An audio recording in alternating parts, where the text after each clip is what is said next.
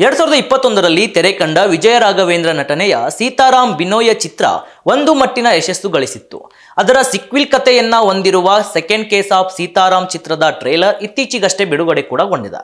ದೇವಿ ಪ್ರಸಾದ್ ಶೆಟ್ಟಿ ನಿರ್ದೇಶನದ ಈ ಚಿತ್ರ ಫೆಬ್ರವರಿ 20ರಂದು ತೆರೆಗೆ ಬರಲಿದ್ದು, ಸೀತಾರಾಮ್ ಭಿನ್ನವಾಗಿ ನನ್ನ ವೃತ್ತಿ ಜೀವನಕ್ಕೆ ವಿಶೇಷ ಬಲ ಕೊಟ್ಟ ಸಿನಿಮಾ ಅಂತ ವಿಜಯ್ ಅವರು ಹೇಳಿಕೊಂಡಿದ್ದಾರೆ. ಆ ಚಿತ್ರದ ಬರವಣಿಗೆ, ಪ್ರಸ್ತುತಿ ಎಲ್ಲವೂ ಶಕ್ತಿ ನೀಡಿತ್ತು. ನಂತರ ಅದೇ ತಂಡ ಒಟ್ಟಾಗಿ ಕೇಸ್ ಆಫ್ ಕೊಂಡಣ ಮಾಡಿದೆವು. ಈಗ ಅದೇ ಜಾನರ್ನ ಮತ್ತೊಂದು ಕಥೆಯೊಂದಿಗೆ ಬರ್ತಾ ಇದ್ದೇವೆ. ನಿರ್ದೇಶಕರು ಒಳ್ಳೆಯ ಸ್ಕ್ರಿಪ್ಟ್ ಬರೆದಿದ್ದಾರೆ. ನಿರ್ಮಾಪಕ ಸಾತ್ವಿಕ್ ಅದಕ್ಕೆ ಬಲವಾಗಿ ನಿಂತಿದ್ದಾರೆ. ನವನೀತ್ ಶ್ಯಾಮ್ ಸಂಗೀತ ಚಿತ್ರದ ಜೀವಕ್ಕೆ ಒಂದು ಜೀವವನ್ನ ತುಂಬಿದ್ದಾರೆ. ಇನ್ನು ಚಿತ್ರ ಮಾಡುವುದು ಎಷ್ಟು ಕಷ್ಟವೋ ಬಿಡುಗಡೆ ಕೂಡ ಅಷ್ಟೇ ಕಷ್ಟ. ಈ ಚಿತ್ರದ ಬಿಡುಗಡೆಗೆ ಪವನ್ ಒಡೆಯರ್ ಬೆಂಬಲವಾಗಿ ನಿಂತಿದ್ದು, ಹಾಗೆ ಗೋಪಾಲಕೃಷ್ಣ ದೇಶಪಾಂಡೆ ಪ್ರಮುಖ ಪಾತ್ರದಲ್ಲಿ ನಟಿಸಿದ್ದು, ಹೇಮಂತ್ ಆಚಾರ ಛಾಯಾಚಿತ್ರಗ್ರಹಣ ಮಾಡಿದ್ದು, ಶಶಾಂಕ್ ಸಂಕಲನ ನಿರ್ಮಾಣ ಮಾಡಿದ್ದಾರೆ ಅಂತ ವಿಜಯ ರಾಘವೇಂದ್ರ ಹೇಳಿಕೊಂಡಿದ್ದಾರೆ.